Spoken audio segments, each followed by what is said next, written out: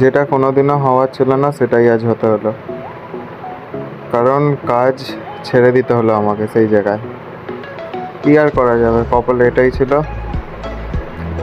ওই সব সাইডে রেখে চলে এলাম হালকা করে গান শুনবো বলে।